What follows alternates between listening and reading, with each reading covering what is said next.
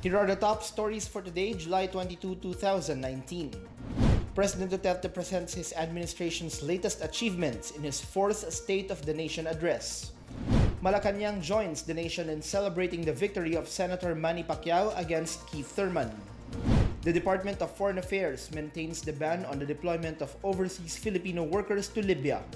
And a Philippine embassy official praises tribal leaders for speaking out against the abuses of the CPP and PA.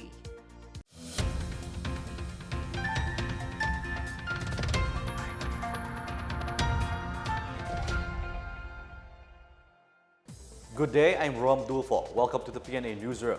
Our top story, all roads led to the Batasang Pambansa as President Rodrigo Duterte delivered today his fourth State of the Nation address, or SONA. The President renewed his commitment to curb illegal drugs, criminality, and corruption in his last 3 years in office. Here's our report. For over an hour, President Rodrigo Duterte presented his take on the achievements, issues, and goals of his administration.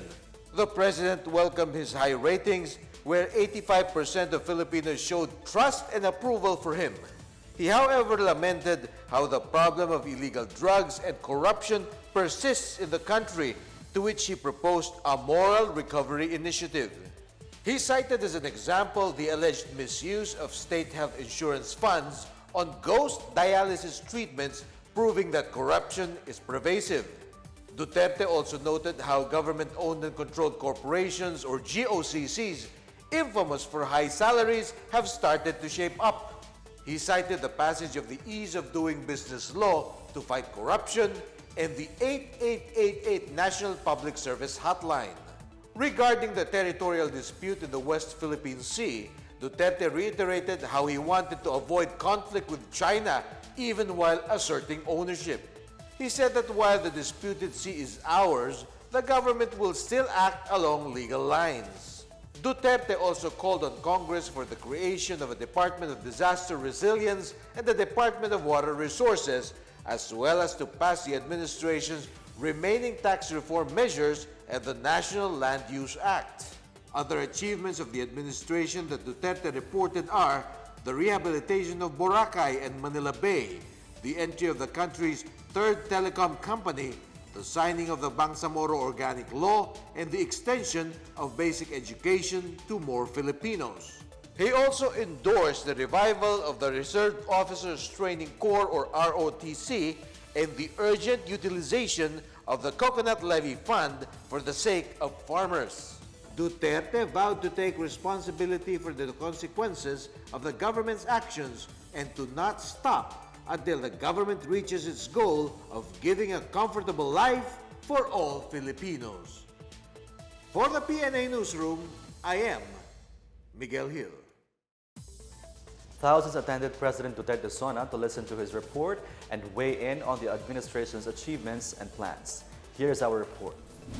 President Rodrigo Duterte delivered his fourth State of the Nation address this afternoon, July 22, at the Batasang Pambansa in Quezon City. The presidential helicopter arrived minutes before 5 p.m. at the Batasan complex. The SONA was set at 4 p.m. As of 5 p.m., the estimated number of rallies, both anti and pro-Duterte, was at 7,900 and was slowly decreasing to more or less 6,400 after an hour. Supporters of President Duterte assembled at the IBP Road in Quezon City as early as 9 a.m. Some came from different parts of Metro Manila, while others traveled all the way from Bulacan and Baguio City. A stage was prepared to accommodate the speeches of the rallyists. President Duterte, during his speech, reiterated that the controversial West Philippine Sea belongs to the Philippines, but the issue requires a delicate balancing act. The National Capital Region Police Office deployed over 9,000 police personnel in Quezon City alone to secure the House of Representatives where the SONA was taking place. For the PNA Newsroom, I am Miguel Hill. Manny Pacquiao won the WBA Super Welterweight Championship after beating undefeated Thurman at the MGM Grand Arena in Las Vegas on Sunday. A first-round knockdown made the difference as the 40-year-old Pacquiao prevailed over the 30-year-old Thurman via split decision. Thurman seemed to be in control for most of round 1 until Pacquiao sent the taller fighter down late in the round. Pacquiao maintained the momentum until round 5 when he blooded Thurman's nose. However, Thurman showed heart the rest of the way and kept the bout close. Pacquiao scored his 61st win against 7 defeats and 2 draws, while Thurman suffered his first career loss after a 29-0 start with 22 knockouts. In a statement, Malacanang thanked the boxing champ for bringing glory to the country and for uniting Filipinos, adding that Pacquiao's win was a win for all. Armed Forces Public Affairs Chief Colonel Noel de Toyato said that the latest win shows Filipinos the value of enduring excellence. The Philippine National Police also congratulated Pacquiao, saying he had inspired many Filipinos to excel in their work. President Duterte on Wednesday said he is offering 1 million peso reward for the immediate arrest of the Abu Sayyaf group members who are still hiding in Bohol province. President Duterte on Wednesday said he is willing to give 1 million peso per person to those who will give a hint on where these bandits group is hiding. He said he had ordered the military and police to finish the game and hunt down all ASG bandits who clashed with government forces last week. He also assured the public that his government is doing its best to curb terrorism and prevent the ASG from reaching other places in the country.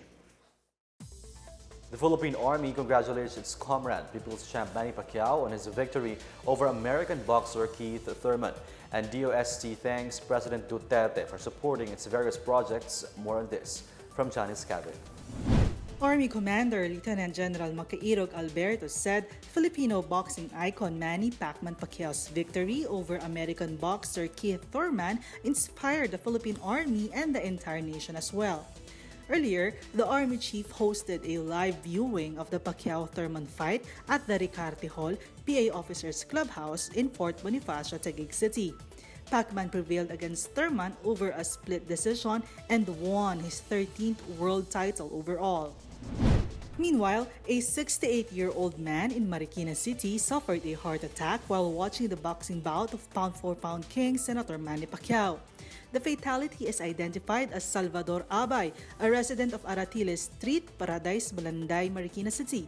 He was reported to have died after he collapsed while watching the fight around 12:10 p.m.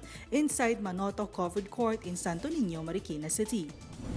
In other news, the Department of Science and Technology has thanked President Rodrigo Duterte for his support as the agency reports several projects during the first half of the year.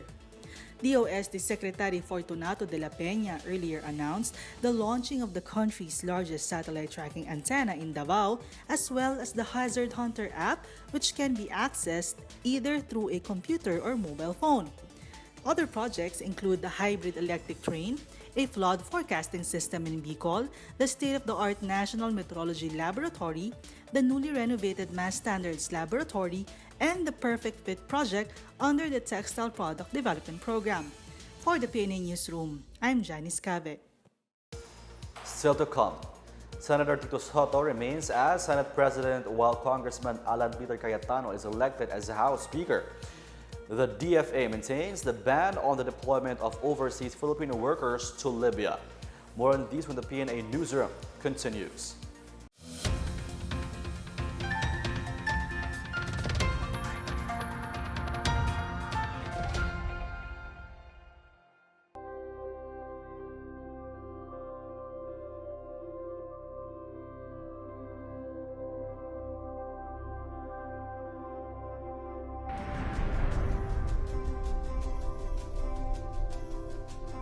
Ladies and gentlemen, it is with great pleasure that I welcome each and every one of you to the opening of the first of the three-part pre-SONA forum for 2019.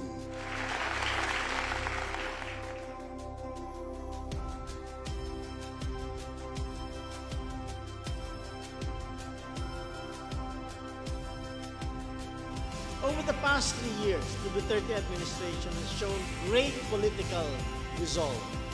Reforms across a broad spectrum were initiated.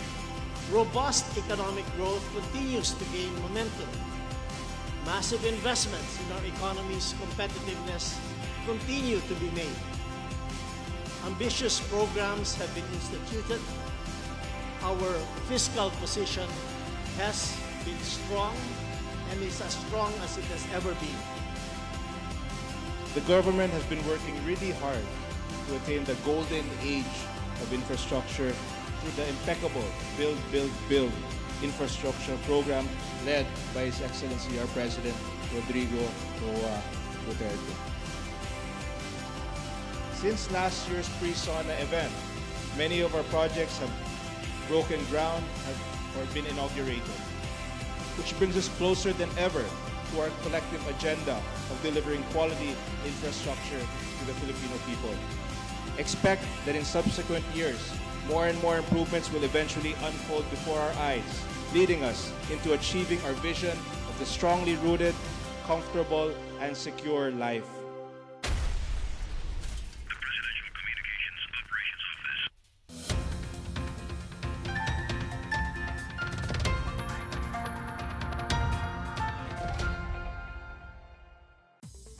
The House on Monday formally elected the Gigapateros Representative Alan Peter Cayetano as Speaker of the 18th Congress, while Senator Tito Soto was voted as Senate President. Soto was re-elected for a new term after replacing Senator Coco Pimentel, President of the ruling party PDP Laban, in May 2018. He thanked his colleagues for trusting him and assured them of his support as their equal. Meanwhile, the House of Representatives elected the Gigapateros Representative Alan Peter Cayetano as its Speaker. The lower house voted for Cayetano with 266 votes. Manila 6th District Representative Bienvenido Abante Jr. was elected Minority Leader after he got 28 votes. President Duterte earlier endorsed Cayetano along with a term sharing with Marinduque Representative Lord Alan Velasco. The Senate presidency and House speakership were voted on ahead of President Duterte's State of the Nation address, or SONA. The Department of Foreign Affairs reminds Filipinos that the suspension of job recruitment to Libya is still in place following the ongoing conflict in the outskirts of Tripoli. The Philippine Embassy in Tripoli on Sunday is warning Filipino job seekers against individuals and agencies in the Philippines and Libya who have been recruiting workers for jobs in Libya. Only Filipinos who have existing work contracts and certificates of exemption from the embassy and those who are on vacation in the Philippines are allowed to return to Libya. According to DFA, the Philippine Overseas Employment Administration has not issued approval to any individual or agency in the Philippines and in Libya to recruit and deploy nurses, engineers, and other workers to Libya. The public is encouraged to report these illegal activities to the embassy in Tripoli or the Department of Foreign Affairs, the Department of Labor and Employment, and the Philippine Overseas Employment Administration or other concerned agencies of the government in the Philippines. Negros Occidental is optimistic that the signing of the Philippine Innovation Act will boost the province's growth and development of local entrepreneurs. Negros Occidental Provincial MSME Development Council Chair Mary Ann Colmenares said the law would be an enabling mechanism for MSMEs to compete globally. She expressed optimism that the law will help address the need to create smart MSMEs and will enable entrepreneurs to embrace digitalization while keeping what is genuine and unique to the Philippines. On April 17, President Duterte signed Republic Act 11293, which would harness innovation efforts to help the poor and the marginalized and enable MSMEs to be part of the domestic and global supply chain.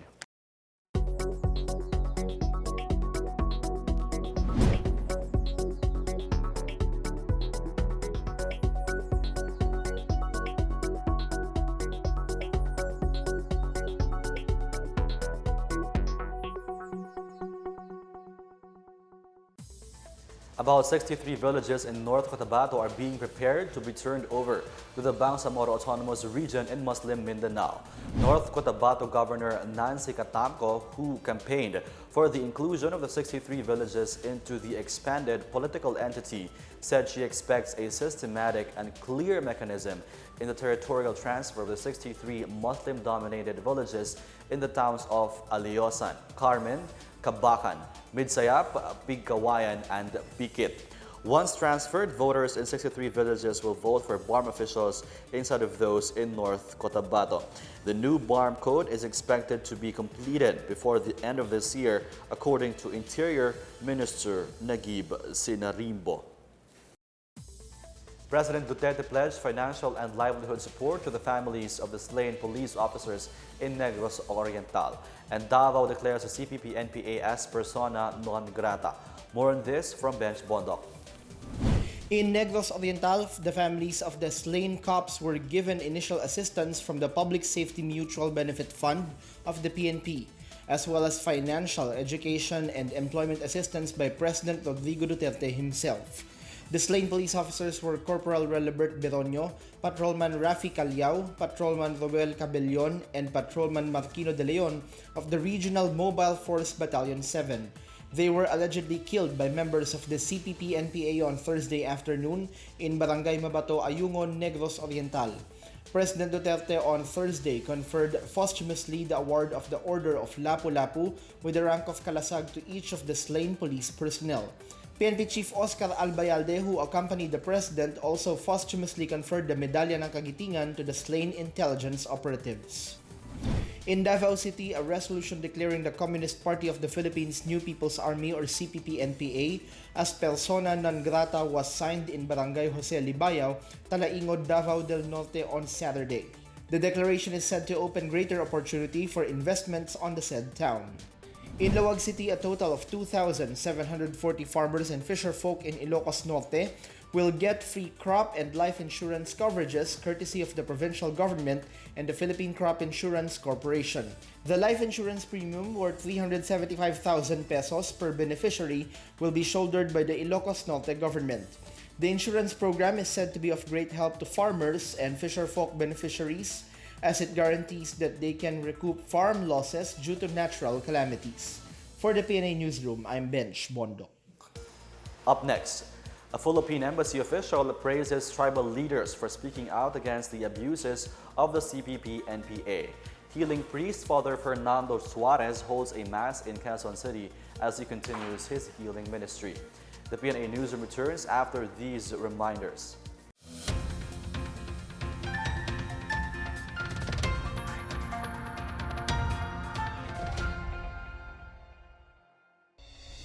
We will now commence the second Tatak ng Pagbabago forum, this time with the stories of malasakit at pagkakaisa with the Human Development and Poverty Reduction Cluster and Participatory Governance Cluster. For the past 3 years, the government has stood committed towards its national target of lifting 6 million Filipinos out of poverty. That the Duterte administration's commitment to achieving matatag, maginhawa at panatag na buhay has gained traction and is now being felt by our fellow Filipinos. Poverty has decreased substantially by focusing on 4 priority areas: education, health, social protection, and rural poverty. We began by fulfilling the President's campaign promises against criminality, illegal drugs, terrorism, insurgency, and good governance, to prove to you that your government actually walks its talk and thus convince you that our efforts, even in participatory governance, does not fall into void of empty words and ineffective trust.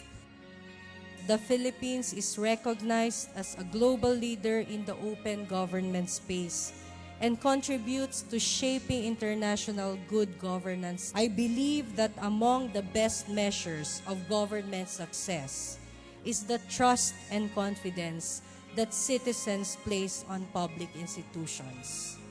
Measures that open government and participatory governance efforts directly contribute to. We will relentlessly work to ensure that ours truly becomes an open, responsive, and more inclusive government. The Presidential Committee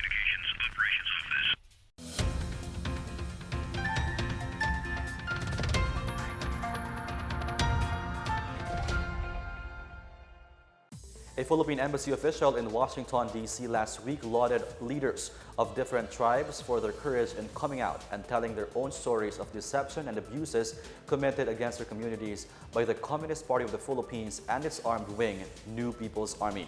Deputy Chief of Mission Minister Patrick Chuasoto told IP leaders that their presence in the U.S. is credence to the struggle that they are fighting for. He said it gave them a lot of information that will be helpful in their task of convincing stakeholders about the truth, because it's about time that stakeholders in the U.S. hear the other side of the story.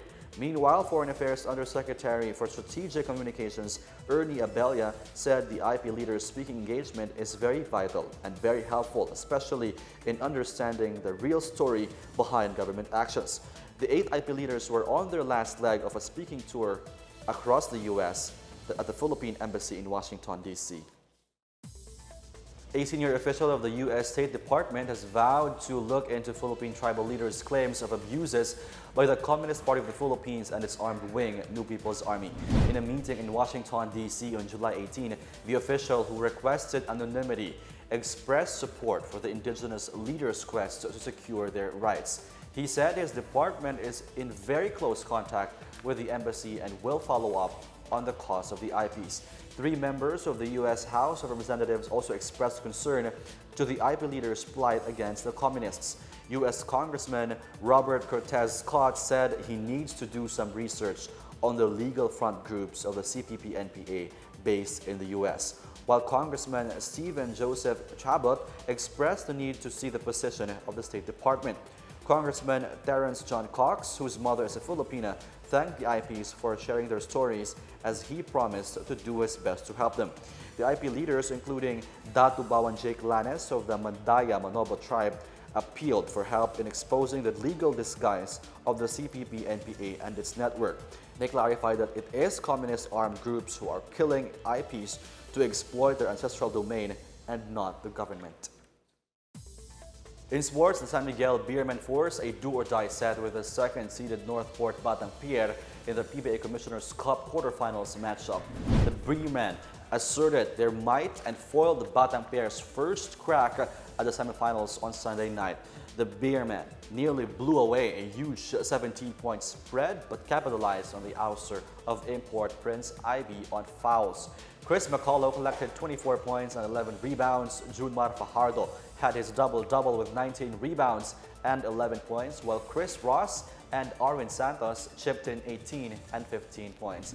Meanwhile, the Alaska Aces played defense to stifle Terrence Jones and talk and text and force a deciding quarterfinals game. The former Houston Rocket was limited to 19 points, 6 rebounds, and a game-worst 7 turnovers.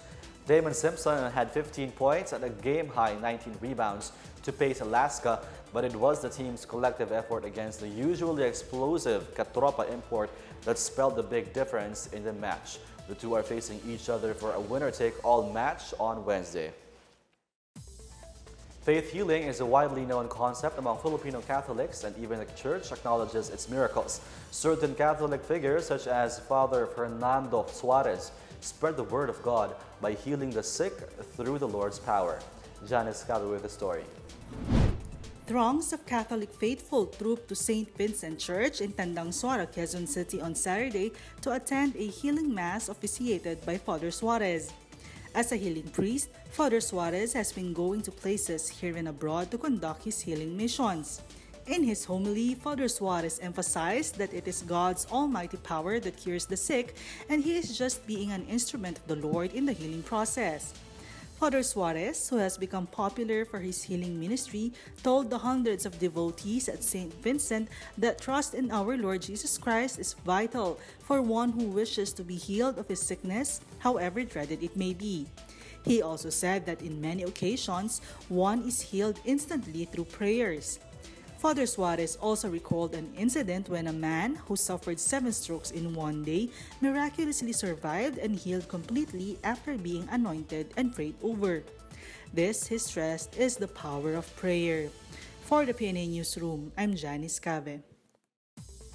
Celebrating the breathtaking beauty of black women in the Philippines, the first ever Miss Africa Philippines 2019 was held last night in Pasay City with beauty queens nurturing racial pride and self-expression. Nigerian beauty Okyuroji Stella Maurice emerged victorious in the pageant, bringing home the Miss Africa Philippines 2019 crown, the best in creative wear, and a whopping 100,000 peso cash prize. Another Nigerian beauty, Cynthia Penelope, was crowned first runner-up, while Filipino-Sudanese Nana Taifur Kilapio took the second runner-up post, also bagging the People's Choice Award and the Best in Long Gown. The pageant celebrates the beauty of African women, values, and heritage, and seeks to preserve the cultures and norms of Africans living in the Philippines. A low-pressure area, or LPA, is expected to dissipate, while a ridge of a high-pressure area will be the dominant weather system affecting Luzon. The whole country will experience partly cloudy to cloudy skies with some isolated rain showers and thunderstorms, mostly in the afternoon or evening. Meanwhile, let's check out the weather forecast for Metro Manila and the rest of the country.